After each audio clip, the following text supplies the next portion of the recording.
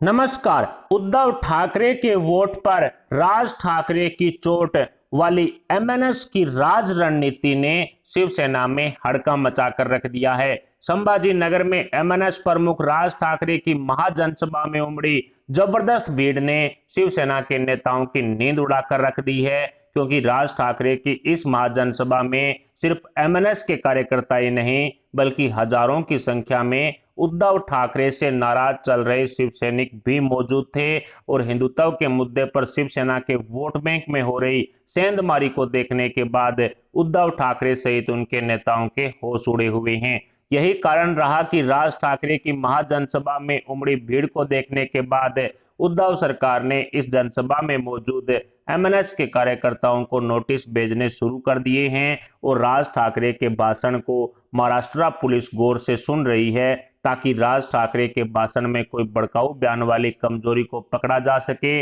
और राणा दंपति की तरह एमएनएस प्रमुख राज ठाकरे को भी जेल की सलाखों के पीछे डाला जा सके। और इसी बौखलाहट में उद्धव सरकार ने 5 जून को अयोध्या जाने वाले राज ठाकरे के पोस्टरों को हटाना शुरू कर दिया है। भगवा गेटअप में राज ठाकरे के अनेकों पोस्टर महाराष्ट्र और मुंबई में लगाए गए थे और 5 जून को राज ठाकरे अपने हजारों कार्यकर्ताओं के साथ अयोध्या जाने वाले हैं। लेकिन राज ठाकरे का अयोध्या जाना शायद मुख्यमंत्री उद्धव ठाकरे को पसंद नहीं आया और राज ठाकरे के मुंबई में लगाए गए सभी पोस्टर हटाने के आदेश जारी कर दिए गए हैं और इसी आदेशानुसार मुंबई में एमएनएस के पोस्टर हटाए जाने शुरू हो चुके हैं, जिनमें 5 जून को चलो अयोध्या नारे के साथ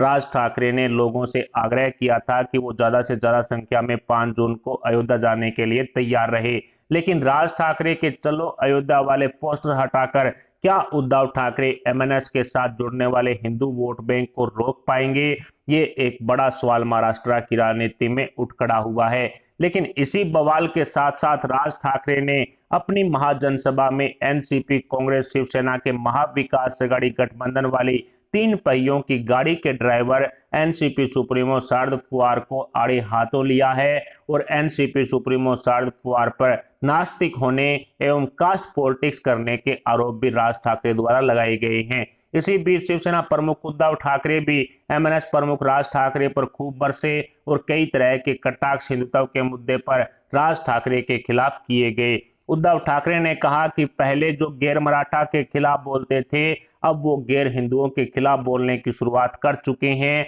और राज ठाकरे मात्र एक मनोरंजन के साधन हैं। लेकिन उद्धव ठाकरे खुद के कर्मकांडों को भूल गए और एनसीपी सुप्रीमो शरद पवार एवं कांग्रेस आलाकमान सोनिया गांधी के सामने झुकने के मुद्दे को शिवसेना दबाना चाहती है। और इसी क्रम में बौखलाए शिवसेना के बोंपू संजय राउत ने भी बिना नाम लिए राज ठाकरे के खिलाफ कई तरह की बकवासबाजी की। लेकिन उखाड़ दिया वाले पत्रकार संजय राउत के बयानों को सीरियस लेता कौन है? खैर, राजनीति के ज्ञाताओं की माने तो शिवसेना के नेताओं के भाग्य में अंतिम बार सत्ता का भोग खुद उद्धव ठाकरे ने लिख दिया है, क्योंकि हिंदुत्व के मुद्दे पर शिवसेना को वोट करने वाली आम जनता अब उद्धव ठाकरे की जगह एमएनएस प्रमुख राज ठाकरे की तरफ देख रही है और भारतीय जनता पार्टी ने शिवसेना को रिप्लेस कर एमएनएस को हिंदुत्व के मुद्दे पर महाराष्ट्र की राजनीति में मजबूत करने के लिए एड़ी चोटी का जोर लगा दिया है। और उसी का परिणाम निकला कि औरंगाबाद में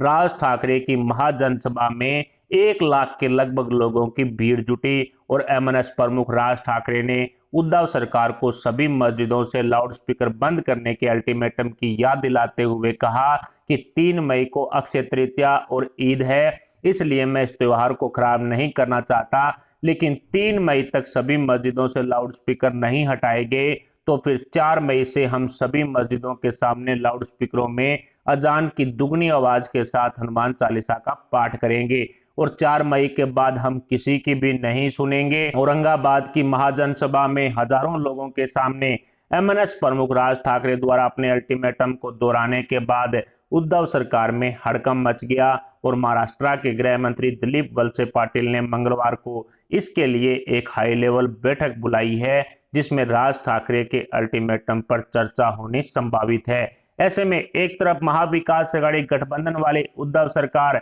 लाउड स्पीकर के मुद्दे पर गिरी हुई है, तो दूसरी तरफ आघाड़ी गैंग में आपसी फूट की चर्चाएं भी तूल पकड़ रही है। दरअसल 2 दिन पहले बीजेपी नेता आशीष शेलार की तरफ से दावा किया गया था कि 2017 में जब भारतीय जनता पार्टी ने महाराष्ट्र में सरकार बनाने के लिए एनसीपी सुप्रीमो शरद पवार से ऊपर से समर्थन मांगा था, तब शरद पवार ने शिवसेना से सारे रिश्ते नाते तोड़ने की शर्त बीजेपी के सामने रखी थी और सत्ता की कुर्सी हासिल करने के लिए शरद पवार किस हद तक जा सकते हैं, इस पर भी खुलासा किया है। बीजेपी के इस दावे बाद उद्धव ठाकरे शिवसेना नेताओं के दिए गए बयानों पर भी गौर कर रहे हैं, जिसमें शिवसेना के नेताओं ने एनसीपी सुप्रीमो शरद पवार पर आरोप लगाते हुए कहा था कि शरद पवार शिवसेना को अंदर ही अंदर खोखला कर रहे हैं। और मजे की बात देखिए कि शरद पवार ने अभी तक बीजेपी नेता के इस दावे का खंडन नहीं किया है, जिसके बाद शिवसेना में शरद पवार के कारनामों की चर्चाएं तेज हो चुकी है।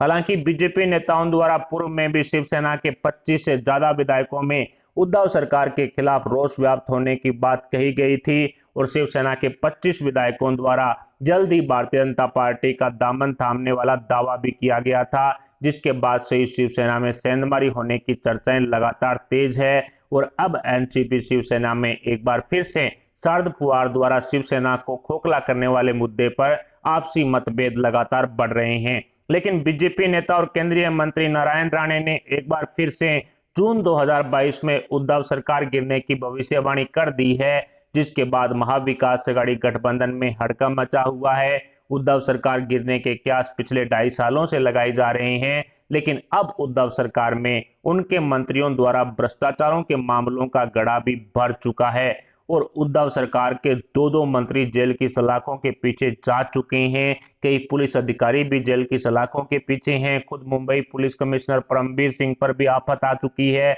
उद्धव सरकार में चल रहे भ्रष्टाचार के खेल में महाविकास अघाड़ी गठबंधन के 18 से ज्यादा नेता केंद्रीय जांच एजेंसियों की रडार पर चल रहे हैं और एनसीपी सुप्रीमो शरद पवार के सामने भी अपनी पार्टी के नेताओं पर चल रही जांच की आंच से बचाने की बड़ी चुनौती है, जो महाराष्ट्र की राजनीति में कई संभावनाओं को जन्म दे चुकी है। क्योंकि NCP supremo Sharad Pawar, BJP नेता अमित शाह यानी कि गृह मंत्री अमित शाह, प्रधानमंत्री नरेंद्र मोदी जी, जेपी नड्डा और देवेंद्र फडणवीस आदि के साथ कई बार गुप्त मीटिंगें कर चुके हैं। इसके अलावा खुद मुख्यमंत्री उद्धव ठाकरे ने कांग्रेस आलाकमान सोनिया गांधी की फजीहत करने का काम भी कर दिया है, जिसके बाद पूरी सोनिया सेना उद्धव ठाकरे के खिलाफ मोर्चा खोल चुकी है। रामनवमी और हनुमान जन्मोत्सव पर निकाली गई शोभा यात्राओं में कई जगहों पर हुई हिंसा का आरोप मोदी सरकार पर लगाने के लिए कांग्रेस आलाकमान सोनिया गांधी ने कई विपक्षी नेताओं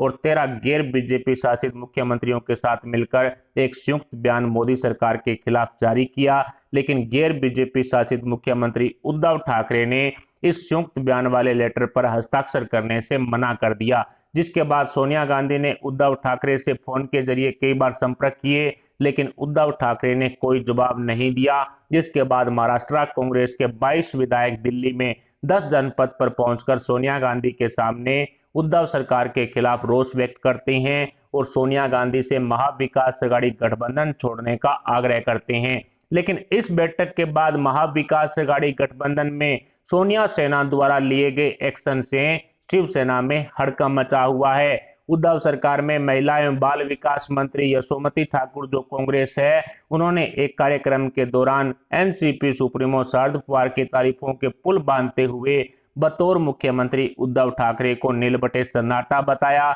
और सोनिया सेना ने उद्धव ठाकरे को सीएम गद्दी से उठाकर एनसीपी सुप्रीमो शरद पवार को महाविकास अघाड़ी गठबंधन का मुख्यमंत्री बनाने की मुहिम शुरू कर दी। उद्धव सरकार में कांग्रेस से मंत्री यशोमती ठाकुर ने कहा कि शरद पवार को 4 योजनाओं का अनुभव है। ऐसे में शरद पवार अघाड़ी गठबंधन के मुख्यमंत्री बनते तो आज सरकार की छवि कुछ और ही होती। लेकिन कांग्रेस नेता का ये बयान शिवसेना को कतई रास नहीं आया और शिवसेना के नेताओं ने सोनिया सेना को आड़े हाथों लेते हुए कहा कि शरद पवार को इतना ही ज्यादा अनुभव है तो इसका फायदा सिर्फ महाराष्ट्र ही नहीं बल्कि पूरे हिंदुस्तान को मिलना चाहिए। इसलिए यूपीए अध्यक्ष की गद्दी से सोनिया गांधी को उठाकर एनसीपी प्रमुख शरद पवार को बैठा देना चाहिए। ऐसे में शिवसेना और सोनिया सेना के बीच में पड़ी आपसी दरार साफ साफ देखने को मिल रही है और निकट भविष्य में यह दरार विकराल रूप भी धारण कर सकती है। इसके अलावा भी हनुमान चालीसा के मुद्दे पर महाराष्ट्र में बिगड़ी कानून व्यवस्था की शिकायत लेकर बीजेपी नेताओं ने केंद्रीय गृह मंत्रालय और महाराष्ट्र के राज्यपाल भगत सिंह कोश्यारी की शरण ली है, जिसके बाद महाराष्ट्र में राष्ट्रपति शासन लगने की चर्चाएं भी तेज हो चुकी है। खुद शिवसेना के बोंपू संजय राउत की तरफ से महाराष्ट्र में राष्ट्रपति शासन लगने की आशंका जताई जा रही है, लेकिन मन से प्रमुख राज ठाकरे के 4 मई वाले लाउड स्पीकर अल्टीमेटम पर उद्धव सरकार कानून व्यवस्था को किस तरह से मेंटेन करेगी, ये देखना काफी दिलचस्प होगा और महाराष्ट्र में बिगड़ने वाली कानून व्यवस्था पर शिवसेना के नेताओं द्वारा फिर से राष्ट्रपति शासन लगाने का राग अलापा जाएगा, क्योंकि राणा दंपत्ति की गिरफ्तारी के दौरान भी शिवसेना के नेताओं की तरफ से ही राष्ट्रपति शासन लगाने की बातें कही गई थी। जिस तरह से राणा दंपत्ति पर शिवसेना के गुंडों ने यानी कि शिव सैनिकों ने हमला किया था और उसके बाद राणा दंपत्ति ने कई तरह की शिकायतें भी शिव सैनिकों के खिलाफ की थी। ऐसे में महाविकास अघाड़ी गठबंधन वाली उद्धव सरकार में कुछ भी ठीक नहीं चल रहा है। कभी तीनों दलों में आपसी दरार देखने को मिल रही है, तो कभी महाविकास अघाड़ी गठबंधन में सेंधमारी के दावे भी हो रहे हैं, तो कभी राष्ट्रपति शासन की चर्चाएं खुद शिवसेना के नेताओं द्वारा की जा रही है। फिलहाल महाविकास अघाड़ी गठबंधन की स्थिति देखने के बाद क्या भारतीय जनता पार्टी शिवसेना के 25 से ज्यादा विधायकों में सेंधमारी कर चुकी है? क्या महाविकास अघाड़ी गठबंधन सरकार जून 2022 तक गिरेगी? क्या शिवसेना की तरफ से जो राष्ट्रीय शासन लगने की बातें कही जा रही है उसमें किसी तरह का दम है? इन सभी सवालों पर आप अपने विचार हमें कमेंट बॉक्स में जरूर बताएं और साथ ही बताएं कि राज ठाकरे जो 4 मई को सभी लाउड स्पीकरों में हनुमान चालीसा पढ़ेंगे, उस पर उद्धव सरकार किस तरह का एक्शन लेगी। फिलहाल इस पर खबर पर इतना ही, मिलते हैं अगली वीडियो अगली अपडेट के साथ। तब तक के लिए जय हिंद, जय भारत।